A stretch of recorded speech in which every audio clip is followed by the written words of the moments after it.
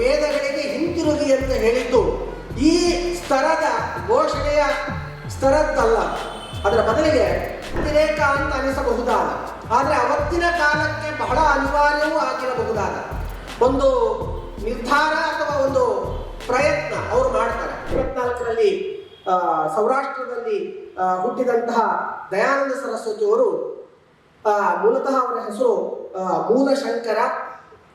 ವೇದಾಭ್ಯಾಸವನ್ನು ಮಾಡ್ತಾರೆ. ಬಾಲ್ಯದಿಂದಲೇ ಅವರಿಗೆ ಆ ರೀತಿಯ ಒಂದು ಶಿಕ್ಷಣ ಅವರಿಗೆ ಸಿಗ್ತದೆ.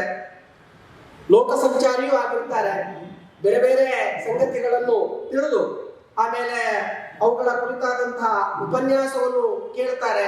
ಇವೆಲ್ಲವೂ ಕೂಡ ಅವರ ಮೇಲೆ ಬಹಳ ದೊಡ್ಡ ಪರಿಣಾಮವನ್ನು ಉಂಟು ಮಾಡ್ತದೆ. ಒಂದು ಹಂತದಲ್ಲಿ ಅವರು ಸನ್ಯಾಸವನ್ನು ಸ್ವೀಕಾರ ಮಾಡ್ತಾರೆ.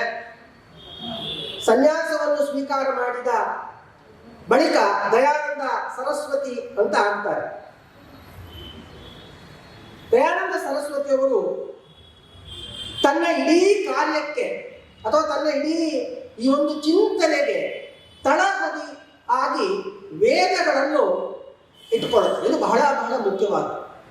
ನಮಗೆ ಉಳಿದ ಅನೇಕ ಸಮಾಜ ಸುಧಾರಕರಲ್ಲಿ ಕಾಣದೇ ಇರುವ ಬಹಳ ವಿಶಿಷ್ಟವಾದಂತಹ ಒಂದು ಅಂಶ ಅಂತಂದ್ರೆ ವೇದಗಳನ್ನು ತಳಹದಿಯಾಗಿಟ್ಟುಕೊಂಡು, ವೇದಗಳನ್ನು ಆಧಾರವಾಗಿಟ್ಟುಕೊಂಡು ಈ ಸಮಾಜಕ್ಕೆ ಕವಿದಿರುವಂತಹ ಕತ್ತಲೆ ಏನಿದೆಯೋ, ಈ ಸಮಾಜಕ್ಕೆ ಆವರಿಸಿರುವಂತಹ ಎಲ್ಲ ದೋಷಗಳೇನಿದೆಯೋ ಇದನ್ನು ನಿವಾರಿಸಬೇಕು. ಮತ್ತು ಇವೆಲ್ಲದಕ್ಕೂ ವೇದಗಳಲ್ಲಿ ಉತ್ತರ ಇದೆ, ವೇದಗಳಲ್ಲಿ ಪರಿಹಾರ ಇದೆ ಅನ್ನುವುದು ದಯಾನಂದರ ಒಂದು ಆಗ್ರಹ. ಅವರ ಇಡೀ ಕಾರ್ಯದ ಸ್ಫೂರ್ತಿ ಅಲ್ಲಿದೆ. ಆ ಕಾರಣಕ್ಕಾಗಿ ಅವರು ಬಹಳ ದೊಡ್ಡ ಒಂದು ಘೋಷಣೆಯನ್ನು ಅವತ್ತಿನ ಸಮಾಜಕ್ಕೆ ಕೊಡ್ತಾರೆ. ಅದೇನು ಕೇಳಿದ್ರೆ ವೇದಗಳ ಕಡೆಗೆ ಹಿಂತಿರುಗಿ, ವೇದಗಳಿಗೆ ಮರಳಿ, ವೇದಗಳ ಕಡೆಗೆ ಹಿಂತಿರುಗಿ ಎಂದು. ಮೇಲ್ನೋಟಕ್ಕೆ ಹೀಗೊಂದು ಘೋಷಣೆಯನ್ನು ಇನ್ಯಾರಾದ್ರೂ ಕೊಟ್ಟಿದ್ದಿದ್ರೆ ಇದೊಂದು ಏನೋ ಭಾವುಕವಾದ ಒಂದು ಘೋಷಣೆ ಅಥವಾ ಒಂದು ಸ್ಲೋಗನ್ ಆಗಬಹುದಿತ್ತು. ಅಥವಾ ಅನೇಕರು ಆ ರೀತಿ ಹೇಳಿದ್ರೆ ಜನನು ಹಾಗೆ ಅರ್ಥ ಮಾಡ್ಕೊಳ್ತಿದ್ರೆ ಇದೇನೊಂದು ಭಾವೋದ್ರೇಕದ ಅಥವಾ ಭಾವುಕವಾದ ಘೋಷಣೆ. ಆದರೆ ದಯಾನಂದರು ವೇದಗಳಿಗೆ ಹಿಂತಿರುಗಿ ಅಂತ ಹೇಳಿದ್ದು ಈ ಸ್ತರದ ಘೋಷಣೆಯ ಸ್ತರದ್ದಲ್ಲ, ಅದರ ಬದಲಿಗೆ ಅವರು ಸ್ವತಃ ವೇದಗಳನ್ನು ಅಭ್ಯಾಸ ಮಾಡ್ತಾರೆ.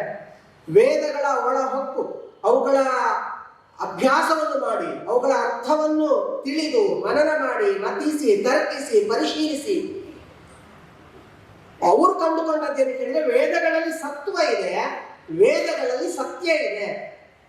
ಹೀಗೆ ಬುದ್ಧಿಪೂರ್ವಕವಾಗಿ ಅವರು ಕೊಟ್ಟಂತಹ ಘೋಷಣೆ ಅದು ವೇದಗಳಿಗೆ ಹಿಂತಿರುಗಿ ಅಂತ. ಕೇವಲ ಭಾವುಕ ಸ್ತರದ ಮಾತು ಅದು ಆಗಿರಲಿಲ್ಲ.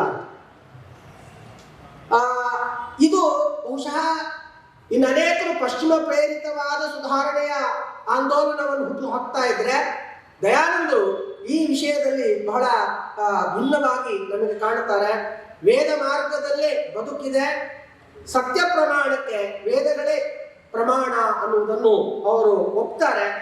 ಆ ಕಾರಣಕ್ಕಾಗಿ ಒಂದು ಹಂತದಲ್ಲಿ ಬಹಳ ಅತಿರೇಕ ಅಂತ ಅನಿಸಬಹುದಾದ, ಆದರೆ ಅವತ್ತಿನ ಕಾಲಕ್ಕೆ ಬಹಳ ಅನಿವಾರ್ಯವೂ ಆಗಿರಬಹುದಾದ ಒಂದು ನಿರ್ಧಾರ ಅಥವಾ ಒಂದು ಪ್ರಯತ್ನ ಅವರು ಮಾಡ್ತಾರೆ. ಉಳಿದ ಎಲ್ಲ ಗ್ರಂಥರಾಶಿಗಳನ್ನು ಕೂಡ ಅವರು ಒಂದು ಹಂತದಲ್ಲಿ ನಿರಾಕರಿಸ್ತಾರೆ, ದೂರ ಸರಿಸ್ತಾರೆ, ಅಕ್ಷರಶಃ ಗಂಗೆಗೆ ಎಸೆದು ಬಿಡುತ್ತಾರೆ. ಯಾಕೆ ಅಂತಂದ್ರೆ ಇವೆಲ್ಲವೂ ಕೂಡ ಏನು ತಪ್ಪು ವ್ಯಾಖ್ಯಾನಗಳನ್ನು ಕೊಡ್ತಾ ಇದೆ.